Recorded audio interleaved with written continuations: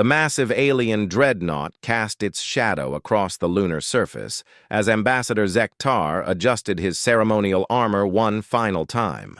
The hegemony had grown tired of these pointless diplomatic meetings with the primitive humans. For 3 cycles now, they had issued demands for Earth's surrender, and for 3 cycles, the humans had responded with what they called negotiations. Today would be different. Today, the humans would finally understand their place in the galaxy.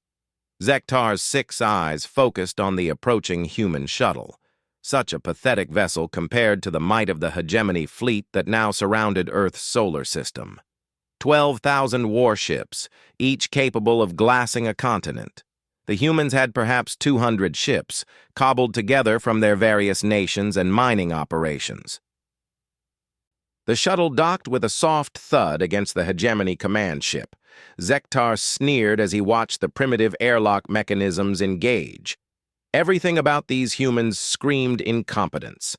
The airlock hissed open, and out stepped 3 humans in simple gray uniforms. No ceremonial armor, no weapons, no show of strength. The lead human was a female with graying hair and tired eyes. Behind her walked 2 others, a young male carrying some kind of recording device, and an older male whose posture suggested military training. "Ambassador Zektar," the woman said, inclining her head slightly. "I am Secretary General Martinez of the United Earth Coalition. Thank you for agreeing to this final meeting." Zektar's translator device rendered her words in the harsh, clicking language of the hegemony. Final meeting indeed. "Secretary General Martinez, I trust you come prepared to sign the surrender documents. My fleet grows impatient with these delays." Martinez exchanged a glance with the military man beside her. Something passed between them, some silent human communication that Zektar found irritating. These creatures were always plotting, always scheming. "Ambassador, we've reviewed your terms carefully," Martinez began, her voice steady despite the circumstances. "Complete planetary surrender, relocation of our population to labor camps, and the dismantling of all human governments and military forces." "These are generous terms," Zektar interrupted, his mandibles clicking with satisfaction. "The hegemony usually simply exterminates primitive species that resist our expansion. Your people should be grateful for the opportunity to serve." The young male with the recording device stepped forward slightly. "May I ask, Ambassador, how many species have accepted these generous terms in the past?" Zektar's eyes narrowed. Impertinent creature. 47 species have joined the hegemony peacefully. They now serve important roles throughout our empire. "And how many refused?" the military man asked quietly. 136, Zektar replied without hesitation. "They no longer exist to trouble the galaxy with their primitive ways." Martinez nodded slowly. "I see. And you believe humanity will simply accept the same fate as those 47 species?" "Your species has no choice," Zektar said, gesturing toward the massive view screen that displayed his fleet. "Observe the might of the hegemony. 12,000 warships surround your system. Your combined military forces number less than 300 vessels. Simple mathematics dictates your surrender." The Secretary General walked to the view screen, studying the display of hegemony ships positioned throughout the solar system. They formed an impressive sight, dark wedges against the star field, each one bristling with weapons capable of destroying cities. "You've done your research on humanity," Martinez said after a long moment. "Tell me, what did you learn about our history?" Zektar's mandibles twitched in what passed for amusement among his species. "We learned that you are a young species, barely achieving interplanetary travel within the last century. You have no significant allies, no advanced technology, and you waste resources on internal conflicts rather than unified progress." "That's an interesting assessment," the military man said. "What else did your research reveal?" "Your species is emotional and irrational," Zektar continued, warming to the subject. "You form attachments to individuals and locations rather than accepting logical outcomes. This makes you predictable and weak." Martinez turned from the view screen to face the alien ambassador. "You know, Ambassador, you're absolutely right about several things. We are young compared to galactic standards. We do have internal conflicts. And yes, we form emotional attachments." She paused, and something in her tone made Zektar's sensory organs prick with attention. "But there's something your research seems to have missed," Martinez continued. "When humanity is truly threatened, when our survival is at stake, those internal conflicts disappear. Those emotional attachments become our greatest strength. And that youth you mention? It means we haven't learned that some things are impossible." Zektar's 6 eyes focused on the human female with growing annoyance. "These philosophical observations will not save your species. You will surrender, or you will be exterminated." "Actually, Ambassador, we've come here today to deliver a message of our own," Martinez said, her voice taking on a formal tone. "The United Earth Coalition wishes to inform the hegemony that your presence in our solar system constitutes an act of war. You have 72 hours to withdraw your forces beyond the heliopause." The command deck of the hegemony ship fell silent except for the soft humming of life support systems. Zektar stared at the human female, his translator device repeating her words to ensure he had heard correctly. Then he began to laugh. It was a harsh, chittering sound that echoed through the chamber. His subordinates joined in, their mandibles clicking in amusement. The idea that these primitive creatures would issue demands to the mighty hegemony was beyond absurd. "You issue demands?" Zektar gasped between fits of laughter. "You threaten the hegemony? Female, your species will be extinct within the cycle for this insult."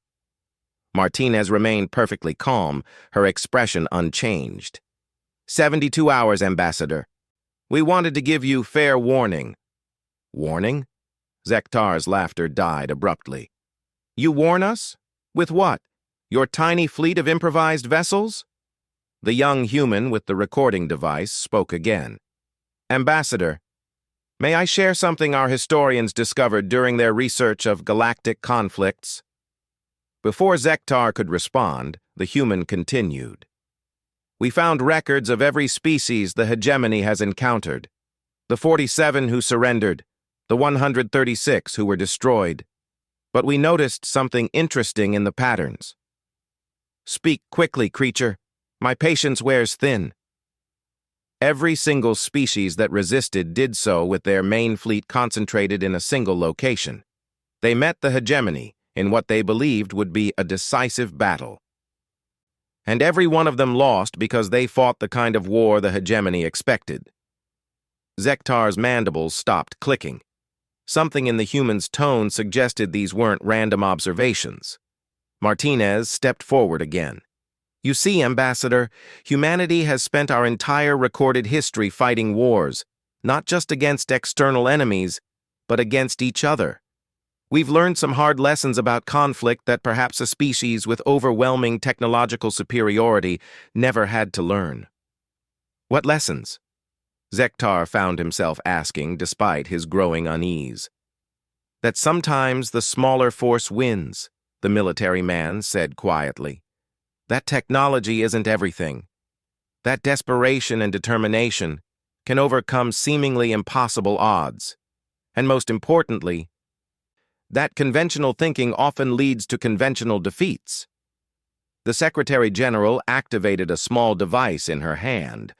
The view screen flickered and displayed a different image. Instead of the hegemony fleet, it now showed Earth itself, the blue marble suspended in space with its single gray moon nearby. "Beautiful, isn't it?" Martinez said softly. 4.5 billion years old. Home to billions of species throughout its history. Home to 8 billion humans right now. Every single one of them knows you're here. Every single one of them knows what you've demanded. She turned to face Zektar directly. And every single one of them has voted to tell you the same thing. Which is? Martinez smiled, and for the first time since boarding the hegemony ship, her expression was not diplomatic or measured. It was something far more dangerous. "Go to hell!" The recording device in the young human's hands beeped softly. "Message transmitted to all hegemony vessels and the hegemony homeworld," he announced quietly. Zektar's sensory organs flared in anger. "You dare broadcast your defiance? You dare mock the hegemony before the entire galaxy?" "We dare do exactly what we said we would do," Martinez replied. "We warned you. 72 hours to withdraw. After that, we'll show you what humanity learned during all those centuries of warfare." The three humans turned and began walking back toward their shuttle. Zektar called after them, his voice echoing with fury. "There will be no negotiation, no mercy. Your species ends today." Martinez paused at the airlock and looked back over her shoulder. "Ambassador, you really should have studied our history more carefully, because if you had, you would have learned the most important lesson of all." "What lesson?" "Humanity doesn't negotiate with bullies. We end them." The airlock sealed with a final hiss, and the human shuttle departed. Zektar stood on his command deck, surrounded by his officers, staring at the view screen as the tiny vessel disappeared into the void. 72 hours. The arrogance of these creatures was beyond belief. Did they truly think their pathetic threats would intimidate the hegemony? Did they imagine their tiny fleet could stand against 12,000 warships? He would show them the price of defiance. He would make their extinction so thorough, so complete, that no trace of their existence would remain to inspire other primitive Spadmiral Chen Wei stood in the command center buried 3 kilometers beneath the Swiss Alps, watching dozens of holographic displays show the hegemony fleet positions throughout the solar system. Beside her, General Morrison from the American Joint Chiefs studied deployment patterns, while Dr. Yuki Tanaka monitored quantum communication arrays linking every hidden installation across Earth and beyond. 71 hours, 53 minutes remaining, announced the AI coordinator. "All deep stations report ready status." Chen nodded grimly. The past 3 years had been the most intensive preparation period in human history. While diplomats stalled the hegemony with endless negotiations, every nation on Earth had contributed to the largest military project ever conceived. Not building ships to match hegemony firepower, that was impossible. Instead, they had built something the galaxy had never seen before. "Status report from Luna Base?" Chen asked. "Colonel Petrov reports all mass driver arrays are charged and targeted," Morrison replied. "The magnetic launch system has been tested successfully on 15 asteroid fragments. Velocity achieved 0.15 c. Dr. Tanaka looked up from her console. "Admiral, we're receiving encrypted transmissions from our deep space assets. The packages are in position." Chen felt a cold smile cross her features. The packages. 18 months ago, human mining ships had begun deploying what appeared to be standard mineral extraction equipment throughout the asteroid belt. The hegemony had ignored them completely, focusing instead on the obvious military targets. They had no idea that each mining platform contained something that would change the nature of warfare forever. "How many hegemony ships have moved into close planetary orbit?" Chen asked. 4,000 vessels positioned within 2 million kilometers of Earth, Morrison reported. "They're arranging for maximum psychological impact. They want our population to see their ships blocking out the stars." "Perfect," Chen said quietly. "The closer they are, the better this works." The massive displays around the command center showed the hegemony fleet in all its terrifying glory. Each ship was a kilometer or more in length, bristling with weapons that could crack continents. Their formation was flawless, a 3-dimensional web of destruction that had conquered over 100 worlds. But Admiral Chen had spent her entire career studying naval warfare, from ancient battles on Earth's oceans to theoretical engagements in space. She understood something the hegemony had forgotten during their long reign of galactic dominance. The greatest victories in military history had always come from fighting a completely different kind of war than your enemy expected.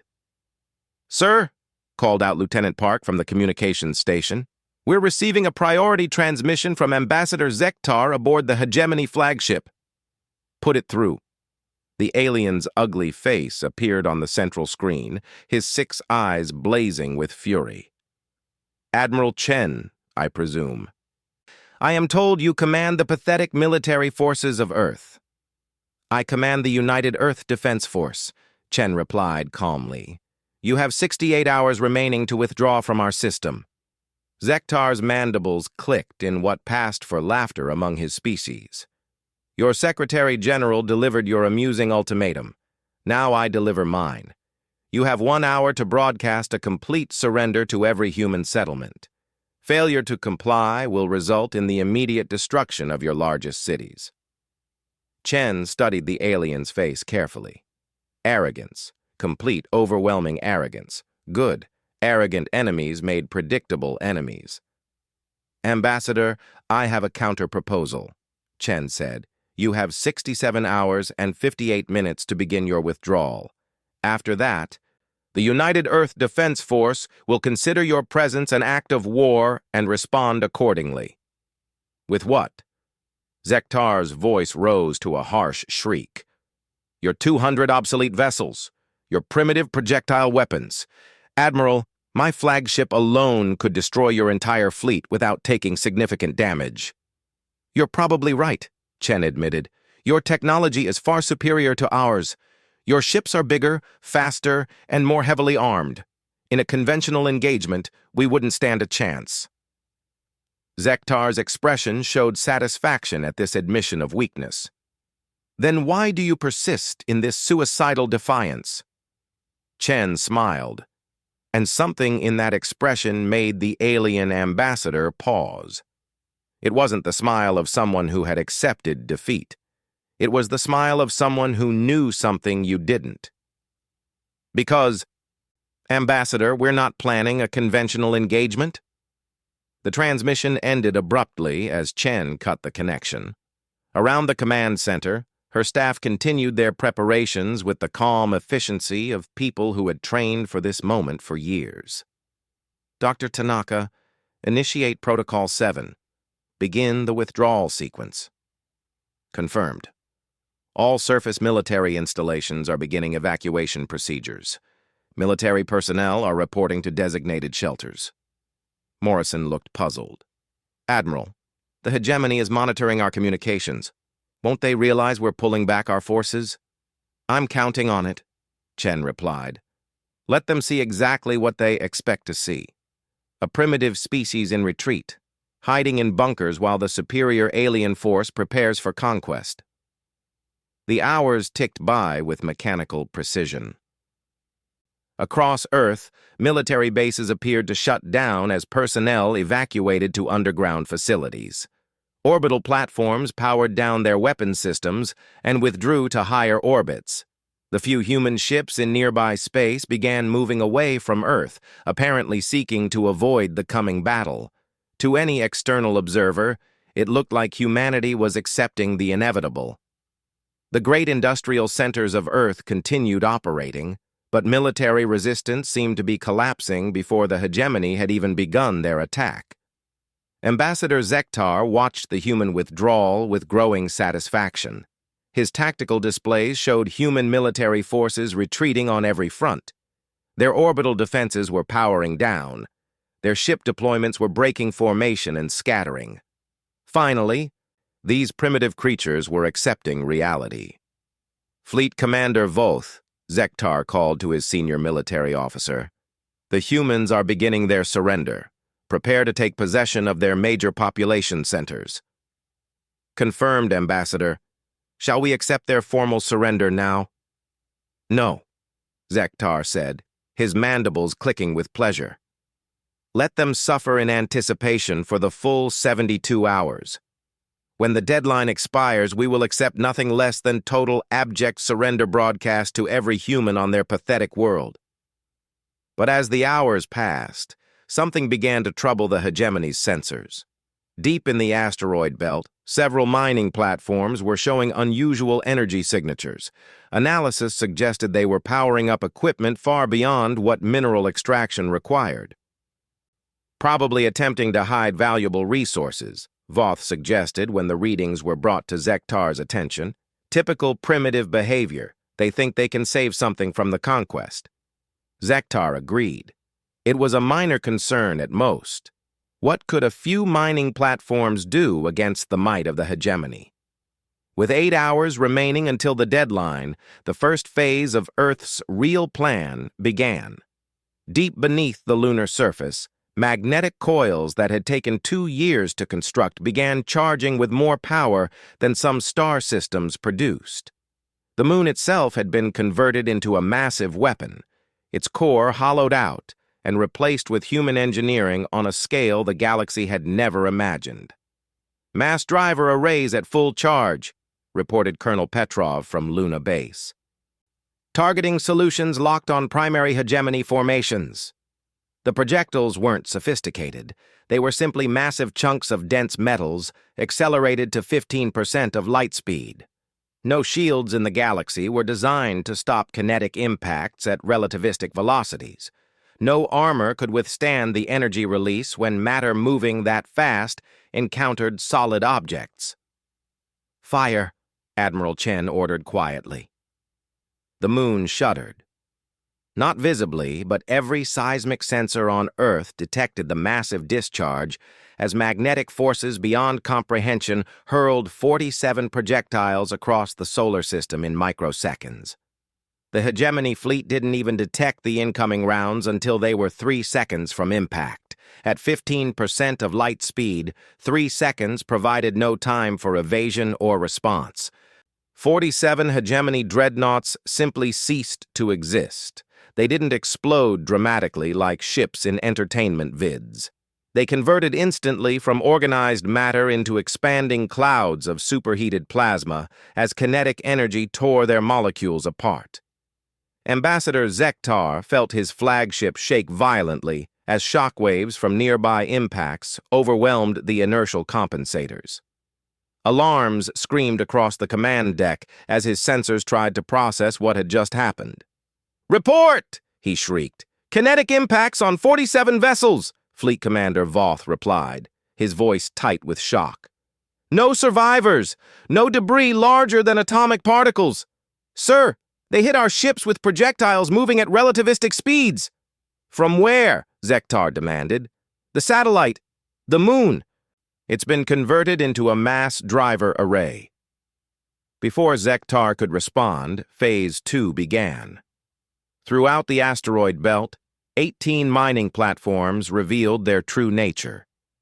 Each one was a carefully disguised weapons platform mounting a single prototype device that human scientists had been perfecting for the past decade. Not energy weapons or kinetic projectiles, but something far more terrifying: matter converters. The technology worked by destabilizing atomic bonds at the quantum level. The effect spread outward from the initial targeting point like a three-dimensional wave, converting organized matter into its component energy. On a planetary scale, the results would be catastrophic. Applied to spacecraft, the effect was equally devastating. Dr. Sarah Kim, operating Platform 7 from her hidden position in the asteroid belt, locked onto a cluster of hegemony cruisers positioned near Mars orbit. Her targeting computer confirmed good resolution on 12 vessels. "Platform 7 engaging," she announced over the quantum communication array. The matter converter fired a beam that was invisible to conventional sensors. It struck the lead hegemony cruiser and began its work. Within seconds, a sphere of pure energy was expanding outward from the impact point, consuming everything it touched and converting it to additional energy for further expansion. The 12 ships didn't have time to react before the conversion field reached them. Like the ships destroyed by kinetic bombardment, they simply stopped existing as organized matter. Across the asteroid belt, 17 more platforms fired simultaneously. Ambassador Zektar watched in growing horror as his tactical displays updated. In less than 5 minutes, the hegemony had lost over 300 ships to weapons that defied every principle of galactic warfare. Energy shields were useless against kinetic impacts at relativistic speeds. Armor provided no protection against matter conversion fields. "All ships, emergency scatter protocol," he screamed into his communicator. "Break formation and establish maximum separation." But Admiral Chen had anticipated this response. As the hegemony fleet began to disperse, the third phase of Earth's plan activated. Hidden throughout the solar system were what appeared to be asteroids or debris, but were actually camouflaged human vessels. Not ships designed for conventional combat, but something entirely different.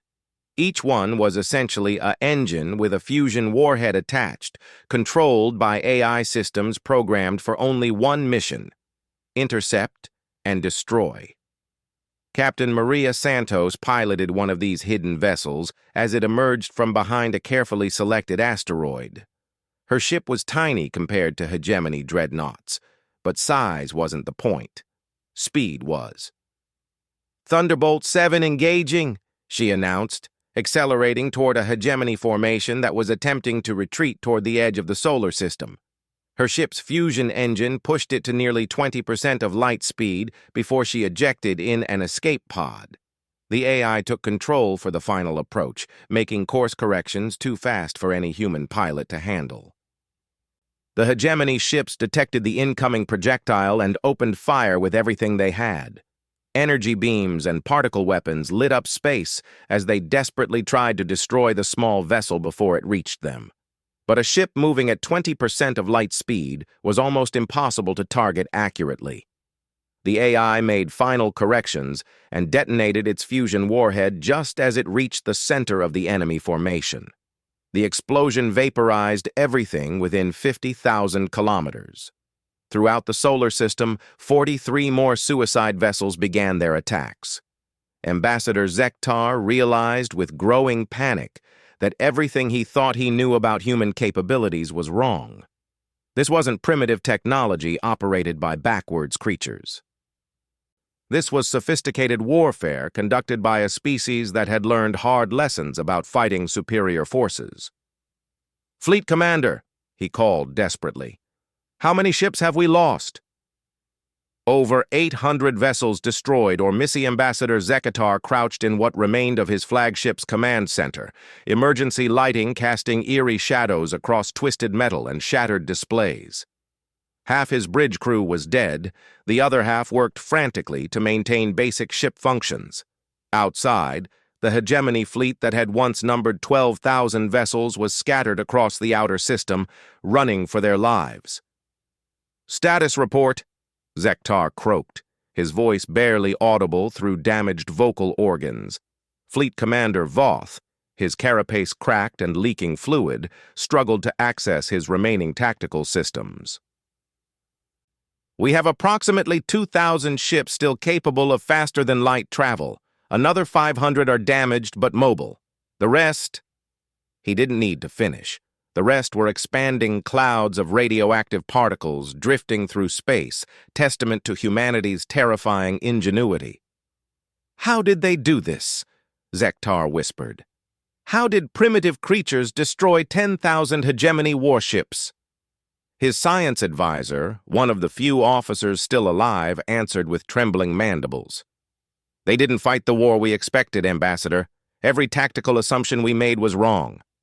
The truth was worse than Zektar could have imagined. As reports filtered in from surviving ships, a picture emerged of warfare unlike anything the hegemony had encountered in 3,000 years of galactic dominance. The humans hadn't built a fleet to match hegemony firepower. Instead, they had converted their entire solar system into a weapon. Every asteroid, every moon, every seemingly innocent industrial facility had been designed for one purpose: killing hegemony ships using methods that defied conventional military doctrine. Captain Rodriguez, commanding one of the human vessels pursuing the retreating hegemony force, spoke into her communicator with grim satisfaction. Falcon Wing reports successful intercept of enemy destroyer group. 7 vessels eliminated using fusion torpedo deployment. Her ship was a converted cargo hauler, nothing that would appear threatening on any tactical display. But humanity had learned the most important lesson of asymmetric warfare. Appear weak when you are strong, and strike where the enemy doesn't expect it. Rodriguez's crew had spent 18 months training for this moment, practicing maneuvers that would be suicidal in conventional warfare. They approached their targets not with the organized formations typical of galactic conflict, but like pirates and raiders striking from unexpected angles and disappearing before the enemy could respond. "Ma'am," her sensor operator called out, "we have 15 hegemony cruisers attempting to form a defensive perimeter around their heavy carrier." "Perfect," Rodriguez smiled. "Deploy the Foxes." The Foxes were perhaps humanity's most diabolical innovation. Small, cheap vessels no larger than fighter craft, each one carried a single AI pilot and enough antimatter to sterilize a city. They moved unpredictably, using random flight patterns that made targeting nearly impossible. Most importantly, they looked like debris. The hegemony formation detected incoming objects, but dismissed them as wreckage from previous battles. By the time they realized their mistake, 43 antimatter charges were detonating throughout their defensive screen. When the explosions faded, nothing remained but radioactive gas expanding into the void. Admiral Chen watched the battle reports stream into her command center with professional satisfaction. 3 years of planning was paying off better than her most optimistic projections, but she knew the real test was still coming. "Admiral," Dr. Tanaka called from her station, "we're detecting hegemony ships attempting to establish a communication relay beyond Neptune. They're trying to call for reinforcements." Chen nodded grimly. This was the moment she had both expected and dreaded. Humanity had achieved the impossible by destroying the immediate invasion fleet, but the hegemony controlled thousands of systems across the galaxy. If they summoned reinforcements, Earth would face enemies numbering in the hundreds of thousands of ships. "Initiate Operation Damocles," Chen ordered quietly. Captain Sarah Kim, still aboard Platform 7 in the asteroid belt, received the authorization code and felt her blood turn cold. Operation Damocles was humanity's final gambit, a strategy so dangerous that using it would forever change the nature of warfare throughout the galaxy. "Platform 7, acknowledging Damocles' authorization," she transmitted. "Beginning targeting sequence for hegemony homeworld." The matter converter technology wasn't limited by distance. If properly calibrated, the quantum targeting system could lock onto any location in known space and deliver its payload instantaneously through dimensional folding. The energy requirements were enormous, but humanity had solved that problem by linking every fusion reactor on Earth into a single power grid. Dr. Kim's calculations were precise. She wasn't targeting hegemony ships or even military installations. She was targeting the hegemony homeworld's primary star. "Target acquired," she announced, her voice steady despite the magnitude of what she was about to do. "Stellar core locked. Matter conversion field ready for deployment." On Earth, Admiral Chen hesitated for the final time. What humanity was about to do would be visible to every advanced civilization in the galaxy. They would either respect Earth as a power never to be crossed, or unite to destroy them before they could threaten anyone else. But Ambassador Zektar had made his position clear. Surrender or extinction. No negotiation, no compromise. "Execute Damocles," Chen ordered. The matter converter fired. Light years away, the hegemony homeworld basked under the light of its ancient sun, as it had for millions of years. The star was stable, reliable, the foundation upon which an entire galactic empire had been built. The conversion field struck the stellar core without warning, destabilizing the fusion processes that had burned steadily for billions of years. Within seconds, the star began to collapse as atomic bonds broke apart at the quantum level. Then it exploded. The hegemony homeworld, along with 12 billion inhabitants, 17 orbital cities, and the largest fleet construction facility in known space, vanished in a pulse of gamma radiation that would be visible to astronomers across the galaxy for the next 1,000 years. Ambassador Zektar felt the shockwave of that explosion through quantum communication relays, a psychic scream of an entire star system dying in moments. Emergency signals flooded his damaged ship's receivers as hegemony forces throughout the galaxy tried to comprehend what had happened. Their homeworld was gone. Their central command was gone. Their emperor, their ruling council, their military leadership, all of it reduced to expanding plasma in the space of a few seconds. "Admiral Chen," Zektar whispered into his communicator, his voice broken with shock and terror. "Admiral Chen, please respond." The human voice that answered was calm, professional, and utterly without mercy. "This is Admiral Chen. I assume you felt that, Ambassador." "You destroyed our homeworld," Zektar said, the words barely audible. "Billions of civilians." "You offered humanity surrender or extinction," Chen replied. "You chose to make this a war of annihilation. We simply proved better at it than you are." Static filled the communication channel as Chen's words reached every surviving hegemony ship in the solar system.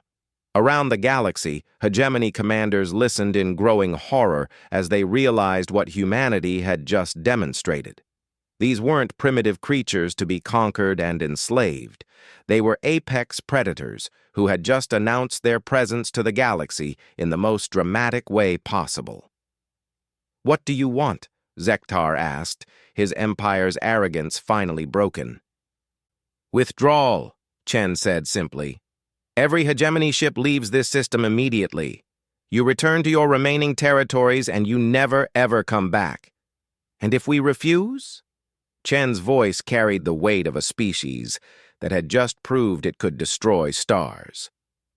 "Ambassador, we've mapped the location of every hegemony colony world, every fleet base, every industrial center. We know where your remaining fleets are stationed, and we know where your civilian populations live." The implication hung in space like a death sentence.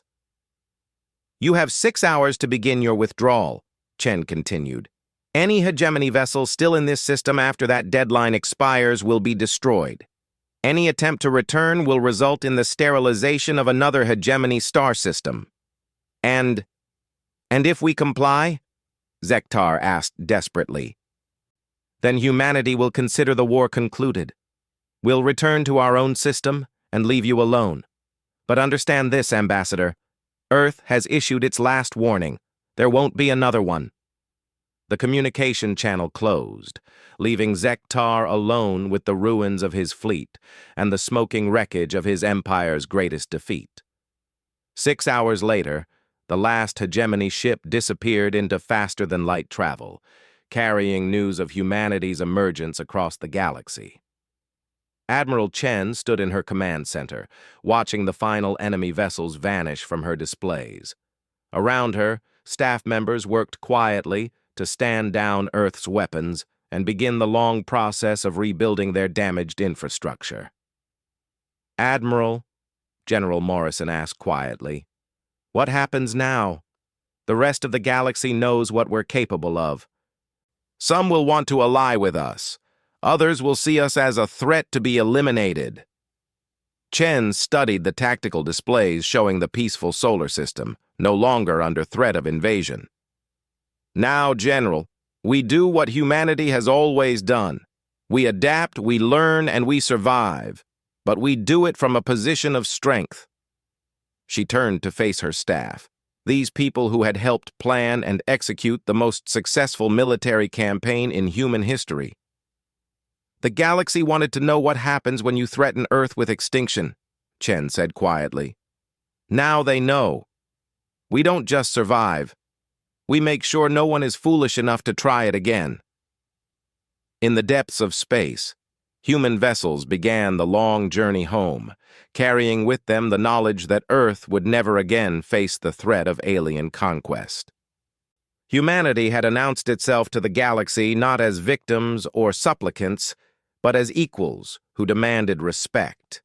And throughout the galaxy, civilizations that had heard the hegemony's death scream began making very careful plans to establish diplomatic relations with the terrifying new species that called Earth home. The age of humanity had begun, NG, Voth replied, his voice shaking. Sir, their weapons are unlike anything in our databases. They're not using energy shields or conventional armor. They're using physics as a weapon. All ships retreat to the edge of the system, Zektar ordered. We need time to analyze their capabilities and plan a response. But as the surviving hegemony ships began their withdrawal, Admiral Chen activated the final phase of humanity's defense plan. All deep space assets, she announced over the quantum communication array, you are authorized to begin Operation Prometheus. Throughout the solar system, what the hegemony had dismissed as industrial equipment and mining operations revealed their true purpose. The humans hadn't just prepared to defend Earth. They had prepared to hunt down every single hegemony ship that had entered their system. The war for Earth's survival was just beginning, and humanity intended to fight it on their own terms, ECs. But as he gave the orders to prepare for immediate assault, a small part of his mind wondered about those records the human mentioned. Every species that resisted had fought conventionally and lost. What did that mean? What kind of war were the humans planning? In 72 hours, he would have his answer. And when the last human city burned, when their blue world was nothing but radioactive slag, the galaxy would remember what happened to those who dared threaten the hegemony. The countdown began.